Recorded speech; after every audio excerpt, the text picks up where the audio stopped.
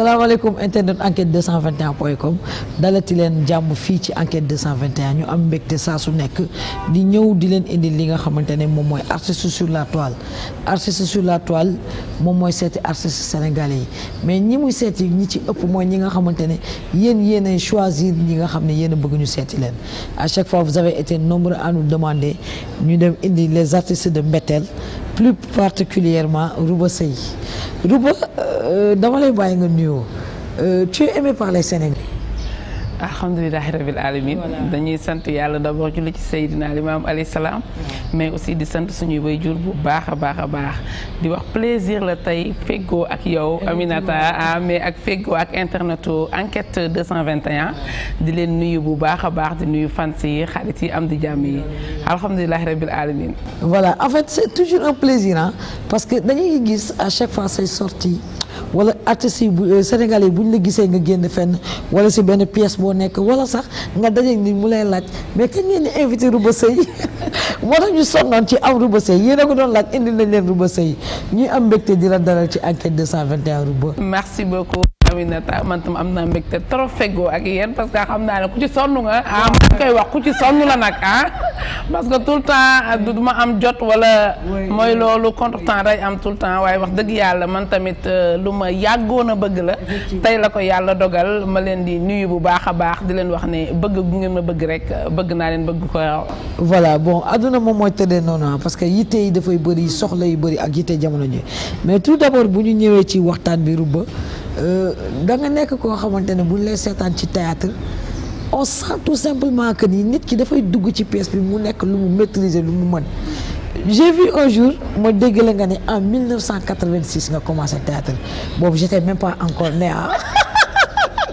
juddoo gu ma sax Rouba 1986 lan moo nekkoon sa premier produit moom lay xalaat à chaque fois su ma ko déggee. bon 1986 il y avait pas amuñu woon occasion di def ay tournages. sur télé wala. voilà ay cassette genre. mais li nekkoon suñu objectif ñun mooy nekk di defoon ay spectacle. peut-être di ñu forcer nag bu baax a baax. ak Ibra Italien donc ay spectacle daal lañ daan am contrat di dem par Casamance partout au Sénégal. ñu dem di tourner en général ndeysaan su ma daan def chœur d'ouverture parce que jamono yooyu boo yoree troupe da ngay def chœur d'ouverture def pièce. tëj sa pièce et tout donc spectacle complet nga daan am su ma daan def chœur d'ouverture kenn daaw ma gis donc Ibra daf may tegal banc ma taxaw ci banc bi pour way pour nit nga xam ne nit mooy way waaw très petite te li ma ci dugaloon aussi wax dëgg yàlla timidité bu metti dama daan làqatu benn côté du ma foo du ma kaf du ma rey je ne parlais pas beaucoup même sama propre famille dañ daan wax est-ce que kii du muuma donc j'étais tellement réservée donc xam nga yaay li muy gis peut-être keneen du ko gis sama yaay moo ma jàpp ci loxo dugal ma ci théâtre. c'est vrai que nos mamans lii dans nos pensées. ñoom mën nañ la tracer sa avenir parce que dañ naan nday buy jur doom dafay xam ki nga xamante ne moom la jur. mais la question beneen bi ma posé wu mooy en 1986 il y avait Daaray Kocc pourquoi pas Rouba demul Daaray Kocc. nga nag boobu accès bi sax déjà pour nga am accès dem Daaray Kocc dafa metti pour nga am accès dem jamonoy tey dafa metti pareil que école des arts donc comme y avait Ibra Italien suñu koñ moom da daan dem Daaray Kocc la bokkoon jamonoy tey nekkoon école des arts donc bu xëyee day jàngi dem répétition ñaari troupe yi su paree ñëw sotti ñu ko donc ñun chance boobu la ñu amoon demuñu woon école des arts mais dama naan am nañ formation yi parce que moom mi nga xam ne moo fa nekkoon yoroon ñu da daan dem liggéey yi bu ñëwee lépp la ñuy sotti ci même jour bi donc ñi mën a capter ñi mënul capter xam ne mooy loolu. c'est vrai que am na répercussion ci tey boo jouer théâtre on sent que ni même bu dee jaaroo Daaray Kocc mais am na benn formation bu fa nekk parce que théâtre léegi ki ñu formé ak ki ñu formé wul yomb na xamaa ak lu nit ñi seetaan mais tu as eu la chance à 6 ans sa yaay jàppal la boppam yóbbu la par contre par rapport ak ñeneen ñoo xamante ne dañ daan làqatu dem seeni parents bañuñu ban étude nga def si diggante boobu. man nag au fait sama yaay moo bëgg sama papa moo bañ. parce que sama yaay daf ma daan sàccal sax di ma jàppale may dem ay tournage su ma waree dem tournage sama valise je me rappelle dama koy tëmbal ci balcon bi wàcc ci suuf wiiri jël ko dem. donc sama papa su laajtee souvent sama yaay da ko naan maa ko yónni wala dafa dem kër tantam diw wala nangam rien que pour mu couvrir ma parce que xamoon na ne demoon naa ba moment boo xam ne moom mi ma ci dugal sax pour mu génnee ma ci problème la. donc sama papa nekkoon kilifa goo xam ne macha allah dafa dëgëroon gëmoon trop diine ak jàng moom dafa gëmoon jàng parce que ñun ay ñeeño lañu yoo xam ne diplôme rek la ñu gëmoon. booy xool pratiquement sama famille papa diplôme man daal maa ci xaw ma sopp lañ koy wax. mais est-ce que théâtre bi amul répercussion ci say études ba tax soriwul. non dérangé ma woon par contre li taxoon samay études soriwul woon mooy manque de moyens parce que dama doon bëgg di jouer ji lu ma ci am daw ñëw jàppale sama yaay jàppale suñu waa kër et que may jàng di jàng bëggoon jàng nag trop bëggoon jàng trop sax. un jour je me rappelle weer dafa dee sama yaay jël sama fayu école jox ma ne ma demal nga fay bon may dem di fay ma yëg ne effectivement sama yaay tey pour mu togg añ problème la mais jox na ma pour ma dem fayi sama école ma jaar marché jëndee ko ceeb dawlin sama fayu école ñëw teg ko jàpp sama ñaambur nag sama yaay ne ma foo jëlee lii ma ne ko non dama amoon tournage ñu fay ma parce que dama ko ragaloon a wax ne sama fayu école laa jëndee lii donc ma continuer heure bu ma xëyee dem sama kër benn cousine sama mag sama xarit ñu koy wax Ndumbe Caam sama demee yendu seen kër ba ngoon jot ñoom tam suñu ma laajee waa yow tey jàngi woo may ne non tey jànguñu su ma yendoo ba ngoon jot ñibbiwaat suñu kër parce que mënu ma woon comprendre dem fayi école ba pare wàcc du ma fekk suñu kër lekk wala du ma fa fekk naan donc par la suite ñu dem ba benn moment ma xam ne c'est un peu difficile parce que Mapenda Seck moom doon fayal sama école jamono yooyu c'était un peu difficile ma ne bàyyi école xëy na day nekk li gën ci man bi ma demee nag wax dëgg yàlla def sama examen sama BFM ñu orienté parce que dama bëggoon jàng ñu orienté ma un bon jour ma xëy waaw non awma woon BFM dama dem def awma parce que xam nga am na yenn problème yoo xam ne mënoo ko boole ak merci beaucoup ma dem je me suis dit que naa arrêté dem def formation xëy na c'était plus facile ma dem defi samay formation secrétariat à l'informatique génn ak sama diplôme bon def sama comptabilité génn ak sama diplôme mais teewul pour nga am liggéey problème la ma futteeku boobu nag maa ngi woon ci ay tournage yu sew di sàcc di tourner ak yooyu ma ne xaaral naa arrêté yëpp concentré wu ci sama tournage waaw. bon nekkoo woon koo xamante ne da nga doon bokk ci troupe mu fixe mais par contre daan nga jouer ay pièces yu phare depuis ban moment nga commencé dugg nag def sa entrée en scène carrément ci milieu théâtre mooy La Chose Sacrée. La Chose Sacrée dama ko tourné ak Ibra italien parce que y avait moment boobu Ibra italien mi ngi doog a génn y avait Ndeye Khady ma koy nuyu de passage bu baax sama mag jooju ak Ibra ñu def macha allah lu extraordinaire ki doon réaliser la Chose Sacrée dafa doon jël Ibra ak Ndeye Khady ñoom la préféré woon jamono yooyu Ibra ne ko bon est-ce que mën naa la proposer kenn ñu essayer ko c'était moi kooku ne non parce que xawma femme bi te gëwma mu defal ma li ma bëgg donc Ibra ne ko daf may jaral ma dagg man sama cachet pour jox ko mais na liggéey mais bi ma liggéeyee ak moom macha allah moom aussi mu aimé trop li may def depuis lors nag ma commencé di liggéey sama liggéey normal. et là on sent que ni c'est le formateur moo bëgg mettre en exergue li nga xamante ne moom la formé. merci beaucoup. et jusqu'à présent lan moom mooy sa ay rapport ak Ibra italien. rapport yu extraordinaire d'ailleurs mi ngi yor benn compagnie théâtrale bu ñuy wax CETIX léeg-léeg damay dem seen répétition yi j'en fais partie mu jox ma fa c'est-à-dire poste bu am solo boo xam ne dama koy gérer mu mettre ma en relation ak artistes am yu bees yi nga xam ne ñoom la am man aussi ma ñëw nekk artiste seen biir parce que toujours élève là devant lui toujours élève là devant lui ouais. On ne devrait jamais mettre devant son maître. Non, jamais. Toujours élève là, devant lui, su ma ñëwee damay sumee ku répéter comme artiste yëpp. Effectivement. Ouais. Après aussi gis nañ la ci kooru Lamarana su ma juumee. Ouais. Voilà, mais ça n'a pas abouti. waaw kooru Lamarana dañ ko def je crois 2 ans 3 ans 4 ans su ma juumul après il y avait des complications entre borom yëf yi ak Lama. tuuti complication rek mais après ñu ne bon ñu bàyyi ko moom fekk parce que nag c'est pas du woon histoire bu grandiose juste que dafa bëggoon ber daaraam comme ñëpp ku nekk bëgg nga dara moom tam mu dem jëli Serigne Ngagne ci laa commencé liggéey ak moom d'ailleurs muy Mamadou Biteye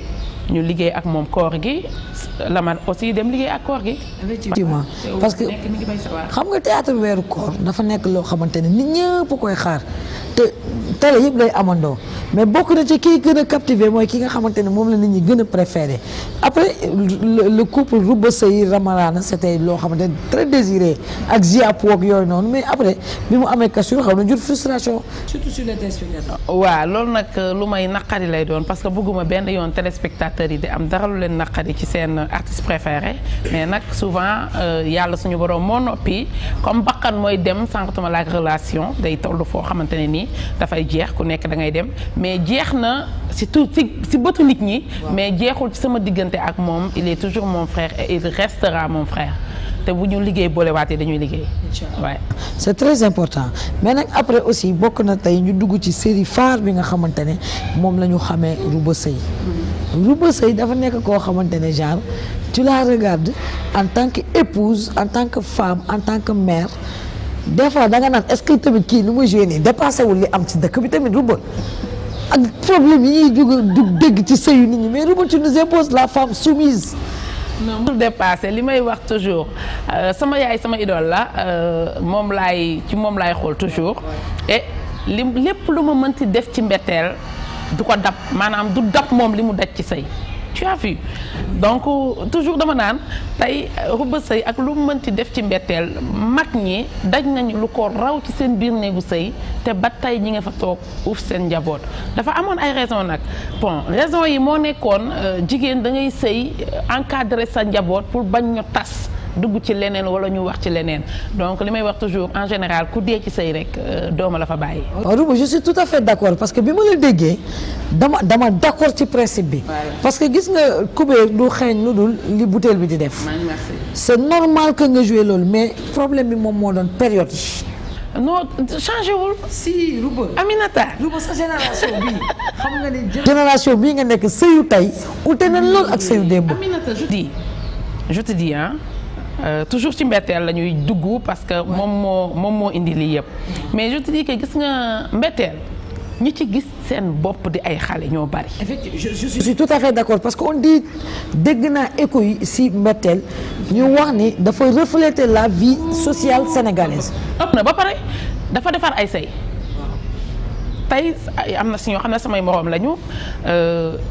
am na si ñoo xam ne dañ lay woo sax naan la yaa tax dematuma yaa tax xulootuma yaa tax nangam yaa tax sama sëy léegi stable am góor yu la woo ne la yéex ngeen a ñëw parce que yéen a tax sama jabar toog di ma sëyal correctement donc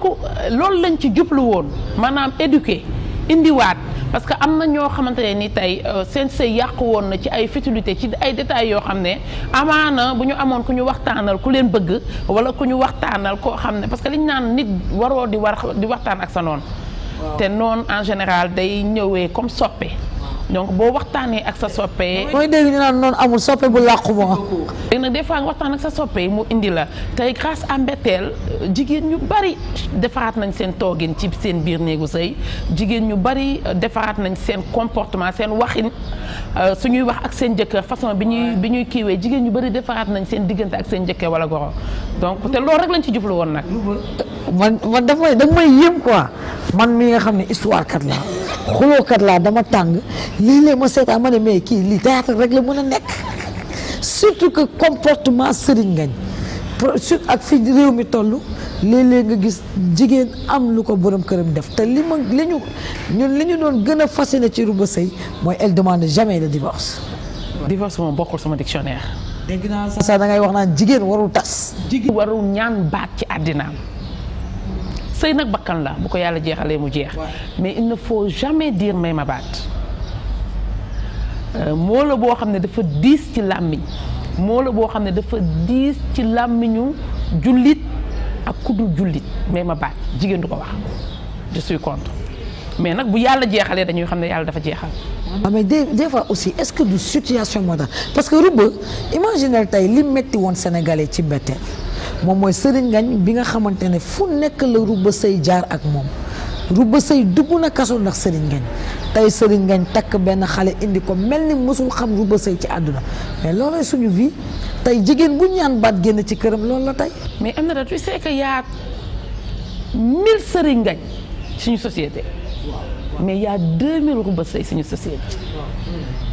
da nga généreuse tu es très généreuse da nga généreuse. tey ñun tey suñu àdduna dafa am loo xam ne culture la dafa dem ba nekk culture ci ñun dafa am loo xam ne en fait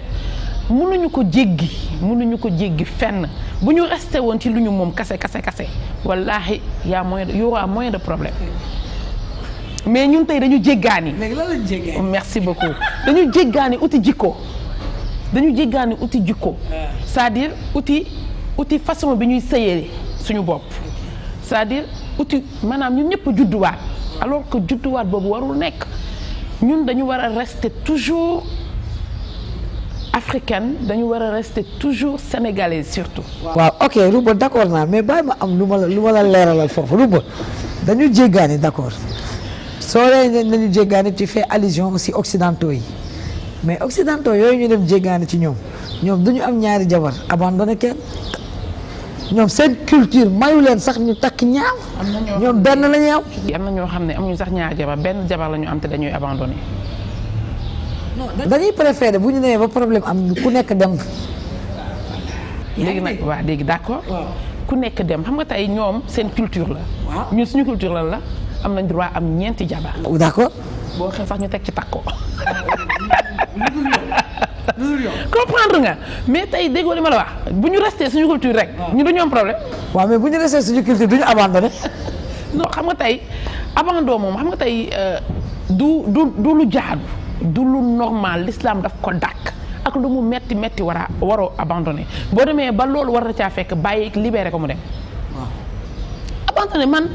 loolu dama koy condamner fermement mais nag. bu fekkee ne yàlla dogal na mu abandonné xam nga ñun tey dafa am loo xam ne si ñun la bokk en général dañ la naan est-ce que moo ko tey est-ce que defuñu ko est-ce que nangam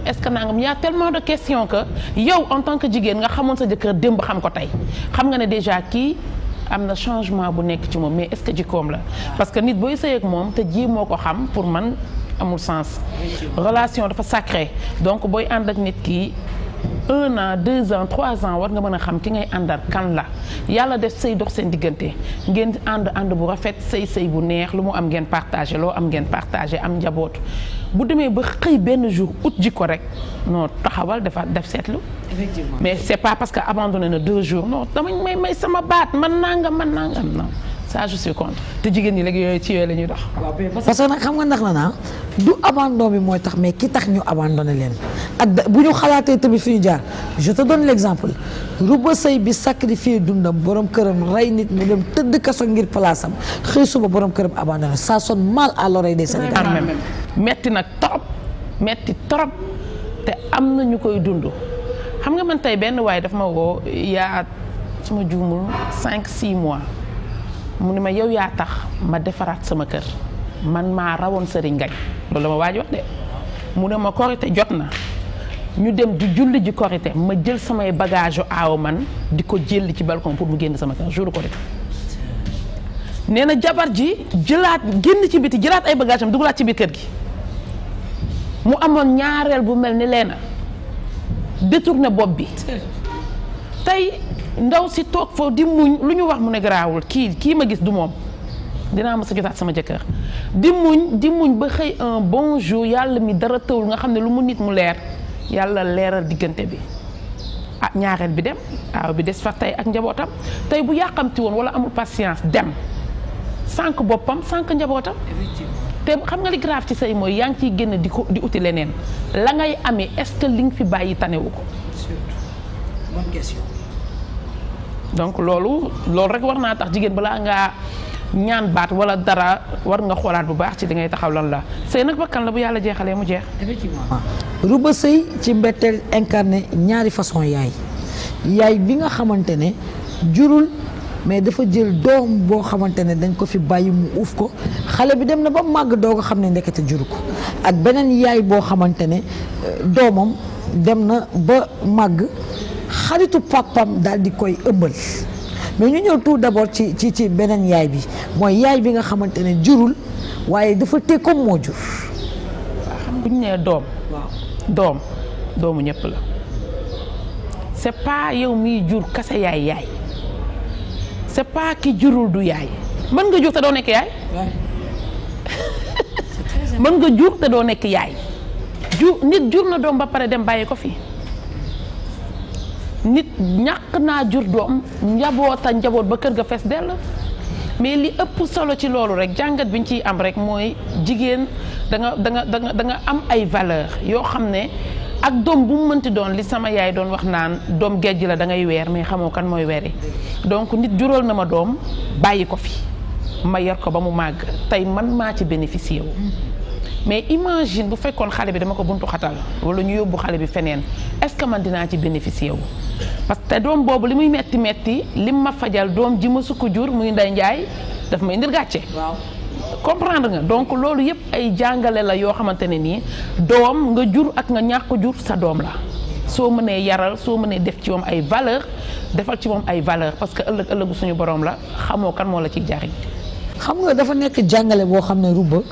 dama si jàngee lu bëri parce que mbetteel bi muy am ak léegi yàgg nañ yéen a ngi toll je pense war a dugg ci 4e saison mais li ma lay wax nii yàggul dafa am benn jigéen boo xamante ne ay doomu jiit la jëkkëram la jël di leen torturer ba xale yu mujj ñàkk seeni bët xale yu tuuti am kenn ki 7 ans kenn ki 5 ans tey yéen théâtre yi yéen a ngi refléter loo xamante ne yéen léeg-léeg nit ñi dañ koy seetaan mais duñ ci jàngee c'est grave. C'est vraiment grave et triste aussi. li may wax toujours xam nga àddina dafa tëradi. te nit ñi ñu ngi def loo xam ne sax sóoruñu ci ëllëg sóoruñu ci yàlla suñu borom. te yàlla lu mu def rek dama naan dafa gën. tey ñooñu ñu torturer noonu ba yàlla muur seeni bët ëllëg mën nañ ko jariñ moom lu ko ay doomam yi mu jur jariñu. xamul dina fekkee xamul du fekkee jikko yu ñaaw yooyu nekk ci moom parce que loolu jikko yu ñaaw laa koy tuddee bon laa koy tuddee soxor laa koy tuddee mais tey loolu nekk ca kooku def loolu contraire bi nekk na ci keneen ba doomu jàmbur jël bi màkk jox ko mu dem te gis nga xale loo ciy def na nga ko xam parce que xale du fàtte on passe mais ok pas de problème mais ma ñëwaat ci beneen yaay bi yaay bu jur doomam sonn ci éducation yaay boo xamante ne exemple la tey bu ñuy jël exemple ci sëy dañuy daal di jël ci moom exemple yaay boobu jur doomam sonn ci éducation doomam màgg indil ko gàcce. loolu aussi xam nga liñ naan nañu sàmm góorgóorlu ci rek mais lii ami ëllëg yàlla rek moom moo ko xam doom def na loolu te du bonam. doom def na loolu te du ñàkk kersaam doom def na loolu du pour toroxal ay waajuram mais gis nga natt suy ñëw day ñëw rek waaye li gën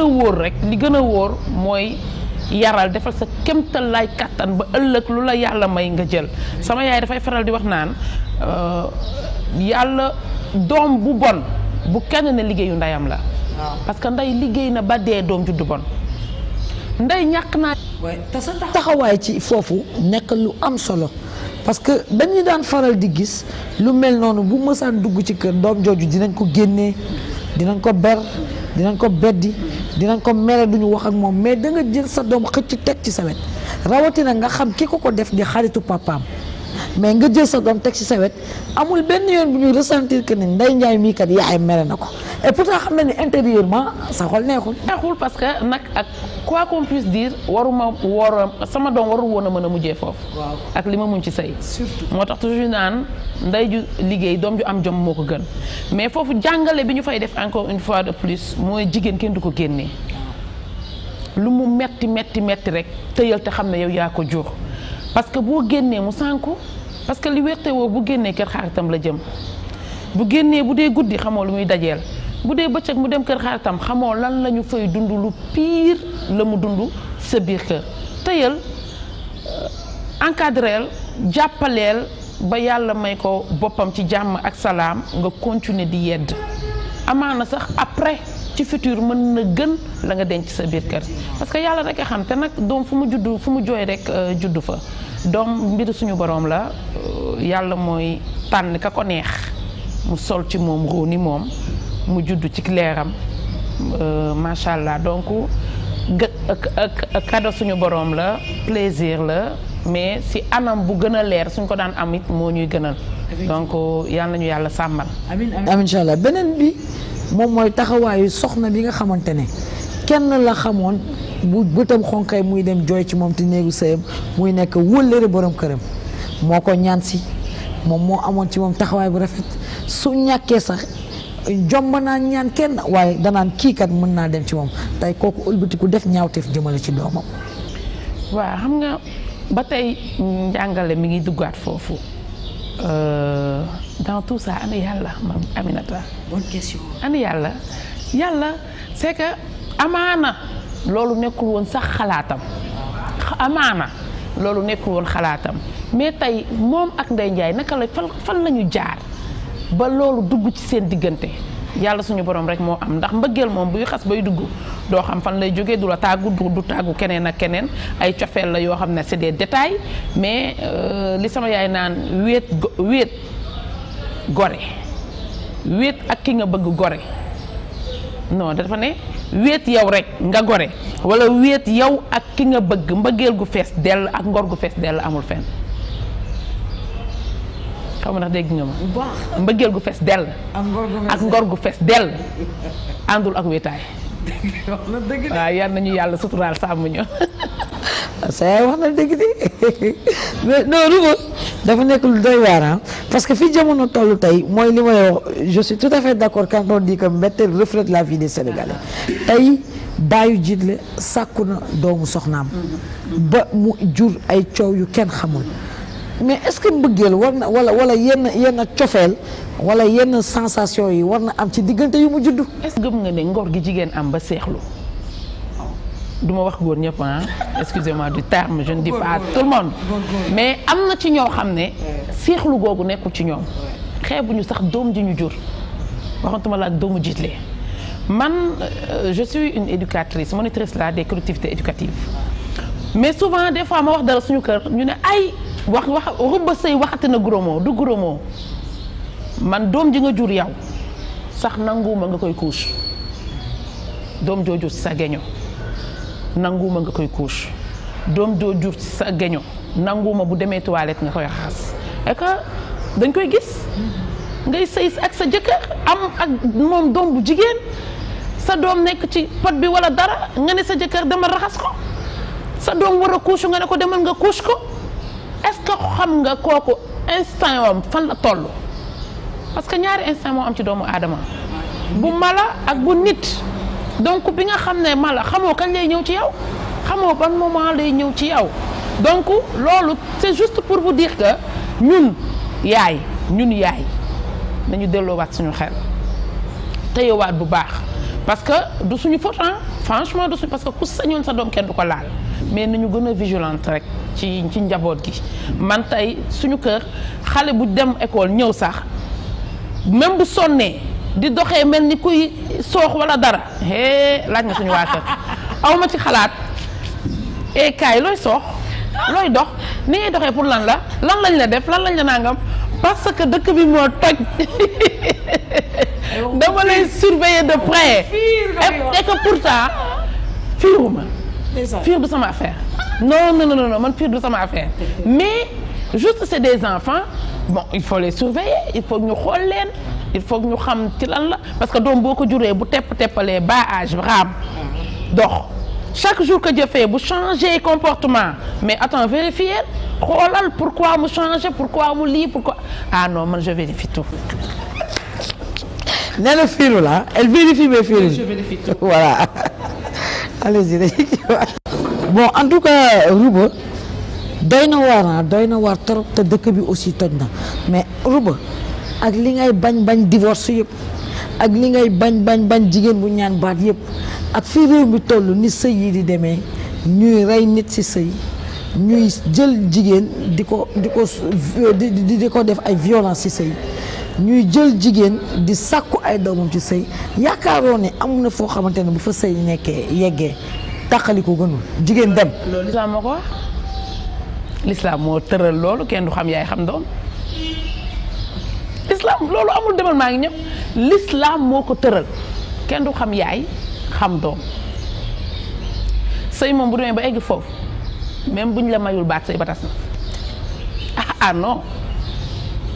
même buñ la mayul baat sëy ba tas na parce que danger bi ci nekk et puis ce qui est grave mooy ñun jigéen dañu ñeme nëbbatu. am na lu ñuy nëbb ci biir néegu sëy mais am na loo xam ne kenn du ko nëbb soo bëggee li ngay faju parce que tey imagine nga am sa doom sa borom kër sàkku ko nga nëppal ko ci biir kër ga xale bi di màgg mais xale bi traumatisme bi muy am xëy na mën na ko am ci yeneen góor mais en général ki la njëkk a xam doo ko bàyyi doo ko fàtte sa doom mi ngi màgg boo xefee yow ak sa jëkkër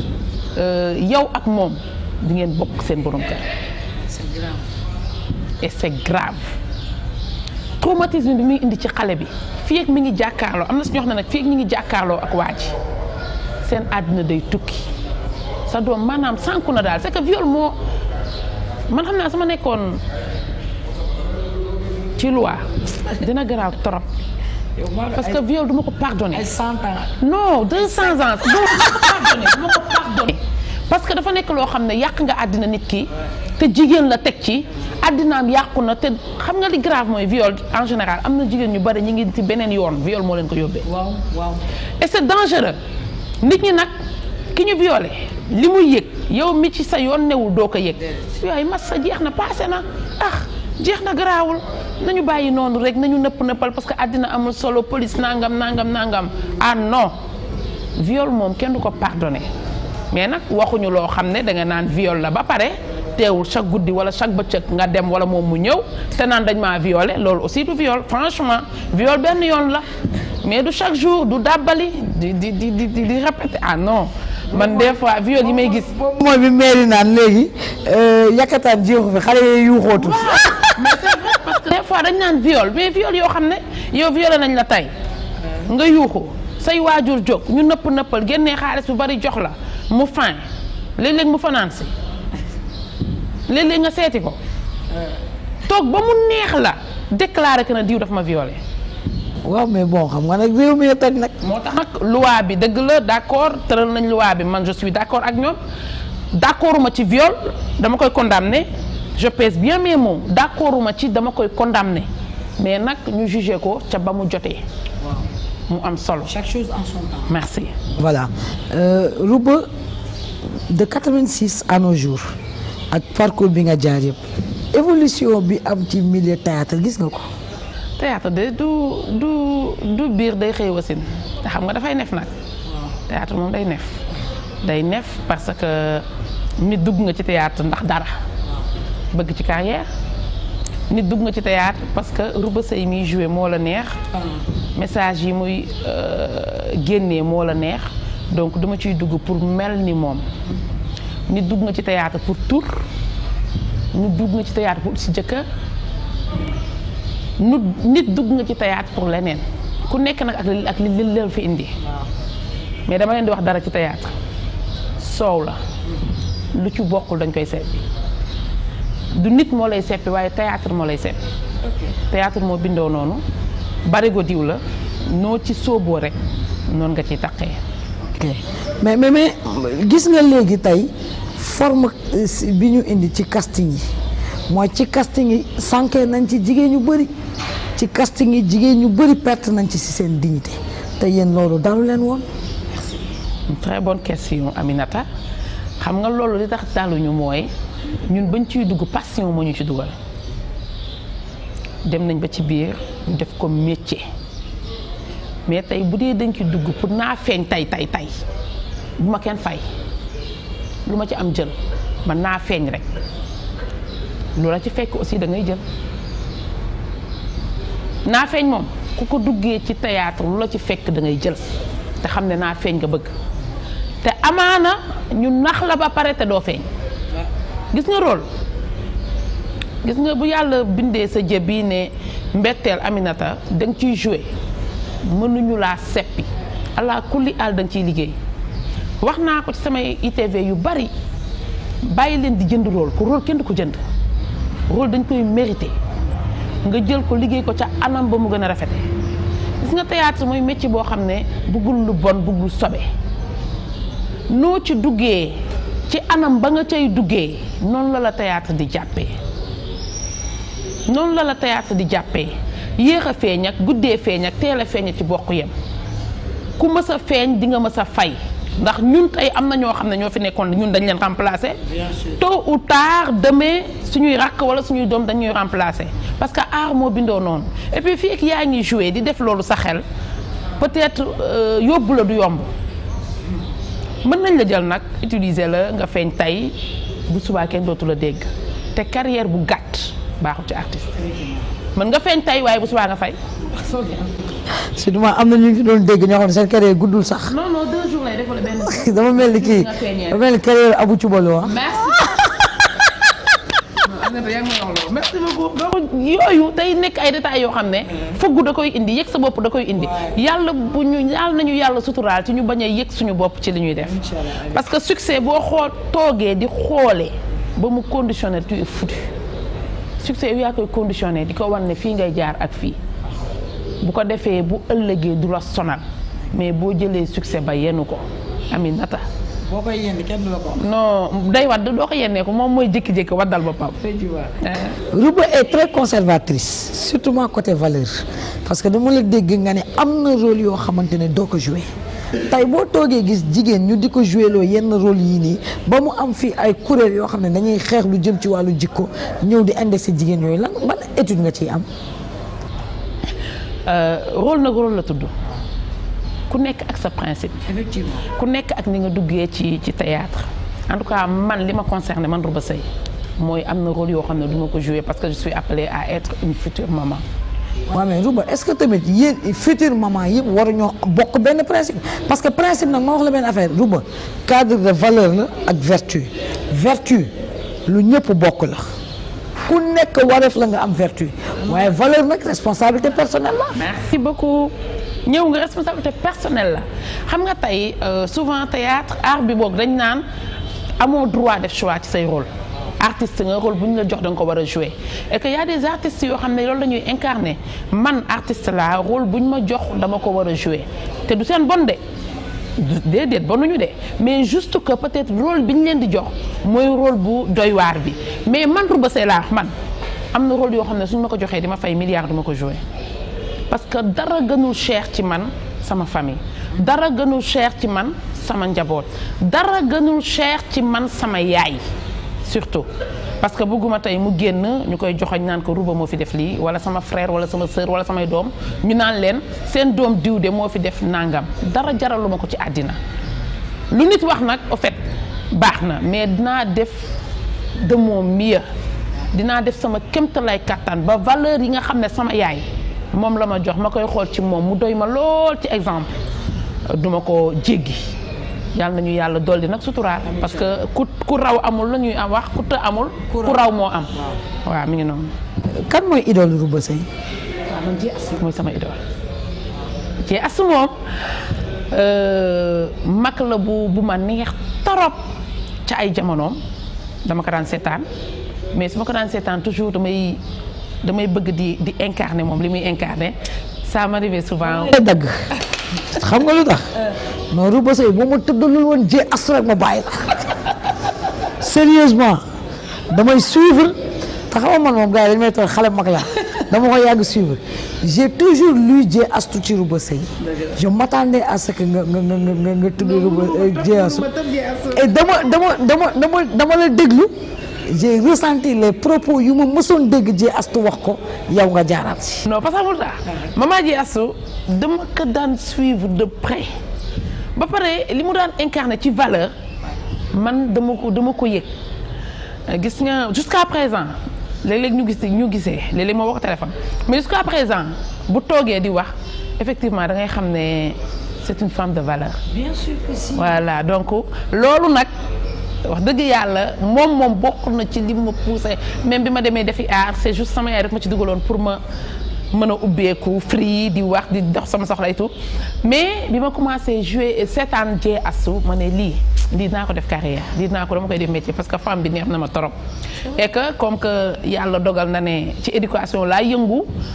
bon dama ne non mënuma romb Dieye Astou mënuma ko romb waaw. dafa am ay propos yu ma la mos a dégg nga wax si Dieye Astou laa ko déggee. c'est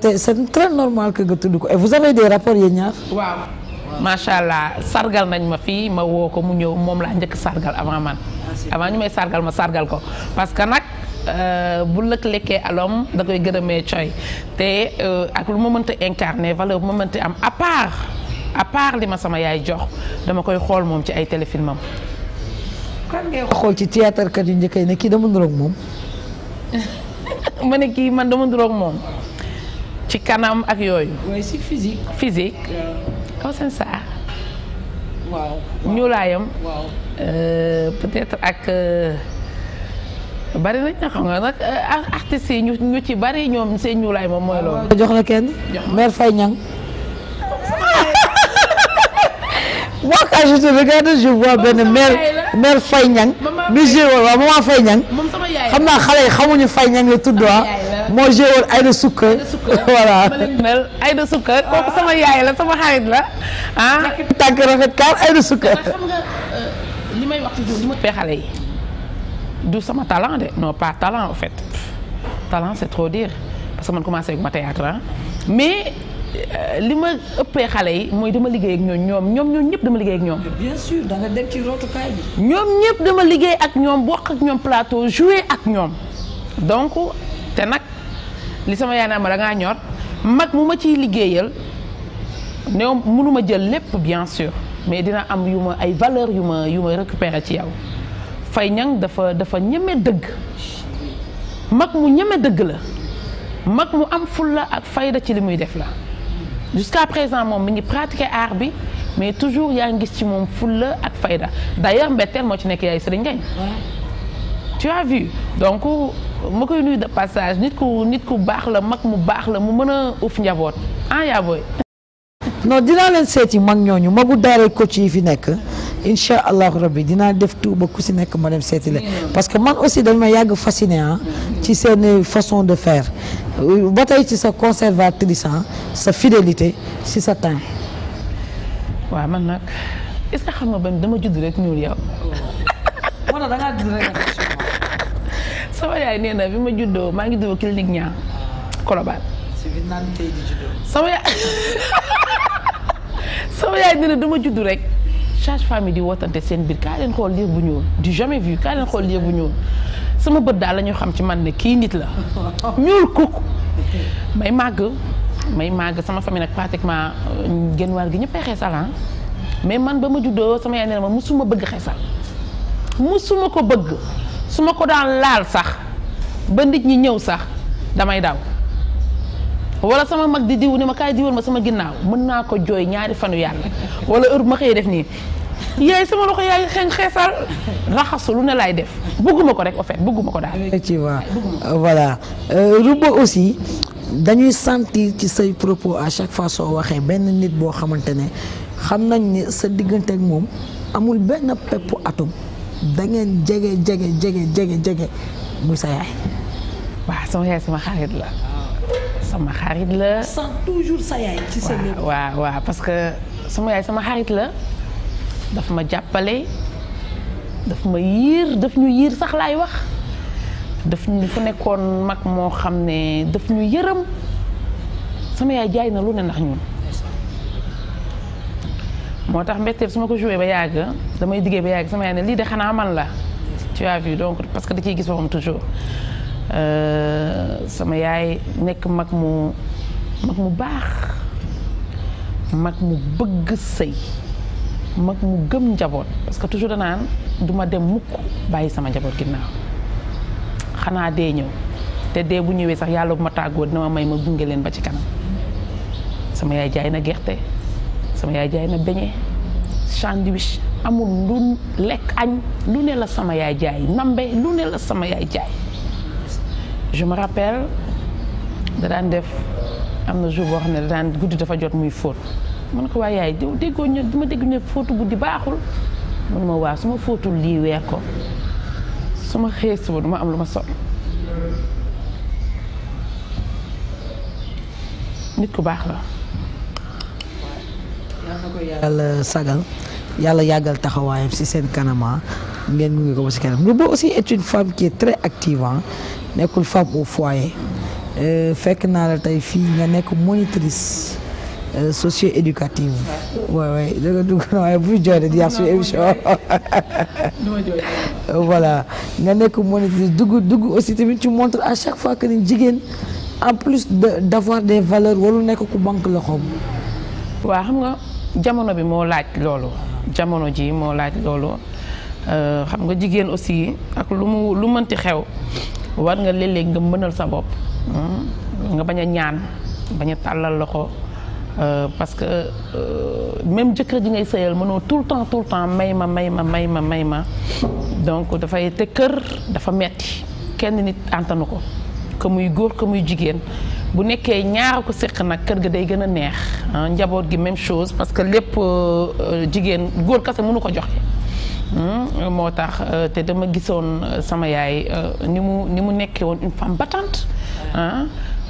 dama daan ànd ak moom stade ndeysaan suñu masaan saaf gerte ba pare def ko ay mbuus juróom ma yenu palaat bi dugg ci yéeg ci kaw tribune bi jaay wàcc versé peut-être li tax sax ma nekk une femme battante comme ni ko nit ñi di waxee bëgg liggéey bëgg dimbali sama bopp dimbali sama njaboot moom lu ma motiver la pour loolu parce que dafa dem ba benn moment mu damm mënatul jaay mu toog léegi nag ma dugg ci promotion yi di jaay def ay jaay promotion liggéey yi ma liggéeyul pratiquement mën naa ne bariwul waaw donc mi ngi noonu te nag loolu lay conseiller toute femme ñu liggéey amal dara seen bopp parce que tey gis nga sëy yi nga gis waxuma yépp nag mais yu ci bari yuy tas loolu des fois da ciy jouer ñàkk def dara da ciy jouer nga bëgg faj dara mënoo ko faj sa jëkkër bu weer deewee mu jox la li mu mën li mu am balaa le 10 xaalis ba jeex ngay dawati fu ne nga dugg fa may ma lii may ma laa xam nga donc dafay xaw a difficile nañu góorgóorluwaat ci njaboot gi daal. nga nekk nag une femme qui s'active dans la politique waaw bëgg Khalifa Sall. yooyu mu ñu waxtaan xam na nga bëgg ngeen nga wax ma mais moom ba mu génnee ba tey pattam ji mu nekk nii lan la. waaw non xam nga nag il faut reculer pour mieux sauter. boo yàggee da ngay daanu de. non moom du daanu fenn. moom du daanu fenn te ma Diop mi ngi ko fi nekkal suñu maire. moom mu nekk xale aussi nekk xale bu am jom. moom référence am Khalifa la. waaw taxaw ma laaj la benn yéen ñi nga xam ne bi Khalifa nekkee ci kaso bi yéen a ngi doon rey seen bopp pour Khalifa génn est-ce que bi mu génnee lii ngeen doon xaar ci moom. bon man de en tout cas parce que li may wax man lay concerner toujours man de wax dëgg yàlla xaar naa ci moom lii parce que xam nga nag kaso dafa doy waar non nañ waxante dëgg noo xaaral non am na yaa ngi xoolal kaay wax la xolu partisan non du xol merci beaucoup nag du xolu partisante gis nga am na ñoo xam ne xolu partisante la ñuy waxee c'est-à-dire dafa génn rek war a def activité war a def lii war a def laa nit la mais nit la mënul weesu nit tey jii mara day taali keneen noonu ku nekkoon ci kaso bi ba génn di nga xool leneen comprendre nga juste que nañ ko may temps bu ndaw rek day ñëw yoo xam nga ne Khalifa du ragal de doomu Grand Yoff la yow xam nga ne xaaf du ragal xaaf daal man ba ma Kouthia di waaye xaafa ngi ñëw ba foog daal boo ñëwee ni mu ko waxee xaafa ngi ñëw dal seen kaw da ngay yow dal seen kaw xaaf mi ma gis nii arrière bu bëri baaxul da ngay faxasal mais Rouba trophée meilleur artiste bi mu génnee ñu jox ko Rouba Seye bettul kenn mais yow aussi tamit nan la def. waaw man nag bett na ma franchise en toute franchise parce que man c'est-à-dire du lu ma xaar parce que dama ne Rouba Seye meilleure actrice de l'année 2018 mënoon naa ko am après 2018 parce que toujours dama naan Rouba Seye commencé gul liggéey parce que li ma Ibra italien sol wax dëgg yàlla génneeguma ko ci théâtre maa ngi jéem sama kéemtalaay kattan donc alhamdulilahi rabil alamina laay wax am ci contentement du ma féliciter sama bopp mais damay féliciter waa Mbetteel yëpp parce que équipe la buy liggéey donc du Rouba Seye mais Mbetteel di féliciter nag di remercier samay fans parce que lépp ñoom la loolu bi muy am sax nekkuma fi. vote yeeg yëpp fekkuma Dakar. xam nga dama voyagé woon mais bi ma ñëwee gis affaire yi ñibbi si tey le lendemain ñu woo ma ne ma noo yow la ma ne ah bon ah jërë ngeen jëf sant yàlla bu baax a baax di redoubler d'effort ñoom encouragé wuñu ma ne dañ ma ñaax. maanaam dañ ma ñaax pour ma gën a góorgóorloo. waaw te loolu dama koy c'est à saluer parce que nee naa lii buñ koy def kenn ku ci nekk di nga góorgóorlu ca wàll wa nga féete. waay. voilà mais Rouba yéen tamit man naa lu may jaaxal si yéen saa yi. mooy dem waaw bu ma dafa dégg da ngeen di ñamal nit ñi benn affaire ñu bëgg leen si ngeen ñëw topp ñun ñi di leen ci topp muy régulier nit ñi di leen ci topp muy régulier ngeen mel ni man yéegu saag arrêté ko. saison 4 mbetteel def ngeen bande annonce bu am 2 mois man bande annonce bu am 2 mois ci yéen rek laa ko gisee nit ñi di xaar ba tey mun di fexe ba gis. mais lan la. aywa am na tey tam. gis nga yàlla da nga war a di bind ay message yu ko envoyé ndax fii yàlla daal amul papa amul yaay. mais scénariste xam nga tey théâtre scénariste dafa am solo. dañu def suñu bande annonce ba pare annoncé scénariste ba feebar. te xam nga àddina moom wér la ak feebar. scénariste bi feebar na nous sommes obligés de l'attendre bien vrai que am na lu mu jot a bind war nañ ci mën a tourner mais xam nga dafay neex léeg-léeg scénariste présent ci plateau de tournage su ko defee au moins peut-être ñu def ay dialogue yu jàdd mu ne non binduma pour ngeen wax lii mais dama bind pour ngeen def lii donc loolu rek la woon mais alhamdulilahi rabbil alamin wér na ba dellu siwaat na suñu biir ba commencé nañu tournage yi. Je peux vous dire même duñu génn weer bi ñeme wuñ ko nag. waaw si yoon nag parce que suñuy fans franchement ñu ngi ñuy xaar te yàqamti nañ ñu dañ ñoo yónni yàqamti ñu te yàlla xam na ne yoon bi li mu sori te naaj bi tàng ñoo leen gën a yàqamte egg si. yéen a ngi bëgg a rey théâtre bi. si bande annonce bi gis nañ Serigne Ngagne génn na àdduna quelque temps après Rouba Seye bëgg cee teg génn àdduna. mais yow lan la ñu wax waxuñu mbetteel. waaw waxuñu surprise. mais li ne ci biir a ëpp. waaw di ngeen gis ngeen mës. boo leen demee nag surprise bi dootul neexati. waaw yow kan mool na ñun dañuy dem. kan mool na ñun dañuy dem ñun demuñu fenn man maa ngi nii toog je suis présente. je dis voilà. waaw mais waaw olof la leen làq Serigne Ngagne Pële maanaam. peut-être man waxuma ci météo ndax Serigne Ngagne dafa ma sonal. baa mu wax leen fi mu wax olof mais juste pour dire que arrête Aminata. olof nga làq baa mu wax bu ma ko firil li ma leen di wax mooy bande annonce la li nekk ci biir moo dàq incha allahu rabbi yàlla dinañu suturaal. ba ñu defee ko comme ni ngeen ko bëggee ni ngeen ko foogee comme ni mu leen neexee woon am nañ yaakaar ne sax yaakaar la ci ñun que lii ñëw moo dàq li wees. boobu ma teg fi nga bëgg. ok Rouba yow sa cofeel ci Seydina Limamou ñëpp ko xam ñu ngi jëm ci appel bi nag bon yàlla dafa am benn natt bu mu teg ci kaw Sénégalais yi muy feebar boobu di coronavirus ba ñuy ñaan sax naan est-ce que duñu jël xew-xew diine daal di koy toxal ban xalaat nga ci am. waaw coronavirus moom nattu la bu yàlla indi yàlla nañ ci yàlla musal. yàlla nañ ci yàlla musal yàlla bu mu dal kenn yàlla bu mu dal kenn waaye appelu Seydina Limamou alayhi salaam dañ koy def de. incha allah dañ koy def de. bu Macky Sall bindoon décret ne annulé man damay dem Yoff damay dem Cambérène damay dem Ngor damay dem Yoff. incha allah waaw lii moom leer na. bon xam naa ren yaay invité enquête 221 si yow la ñuy appelé. ñëw leen ñu jàkkaarloo boole santale Seydina Limamou alayhi salaam wuy ji wooteem boobu nga xam ne yàllaa ko yónni woon macha allah donc mi ngi noonu invité naa ñëpp na ñëpp ñëw ñu appel bi wuy si appel bi ñaan suñuy soxla ci barke borom bis bi alayhi salaam. nag te duñ la wax si monsieur Diagana. waaw parce que nag xam nañ ne nag non man question boobu li taxoon ma tëj ko mais dama xam ne après boobu day jël temps quoi day jël temps ndax boo si wax sax sa buti day tàkk mooy mike yi bu ñuy wax si waxu mbëggeel li seen buti di tàkkee di génnee kër ni mais xanaa monsieur Diagana ni mu mel moo waral Rouba fu mu toog naan jigéen warul ñaan baat waaw jigéen moom warul ñaan baat c'est vrai que monsieur Diagana a des valeurs macha allah je touche du bois macha allah sama jëkkër jooju Diagana maa ngi remé bala soose maa yaxare dama koo bëgg ah mais nag ci kaw loolu jigéen moom c'est-à-dire binduwul pour ñaan baat bien vrai que tas say day am mais na ko yàlla tudd waaw na ko yàlla tudd mais bu ko tuddul moom ba nga mën a muñ doo dàqe ba lu la yàlla may nga jël waaye. monsieur Diagana mi ngi ci jàmm. macha allah. alhamdulilah jàmm gu ma sax soo ko xoolee rek xam ne mi ngi ci jàmm. dëgg la moom la ñuy gis. parce que moom bu nekkul ci jàmm rek man du ma nekk ci jàmm. effectivement on a vu yàlla na jàmm ji sax. mais Sénégal bëri na jigéen ay célibataire doo xajal gars yi ñu ñëw. pour monsieur Diagana.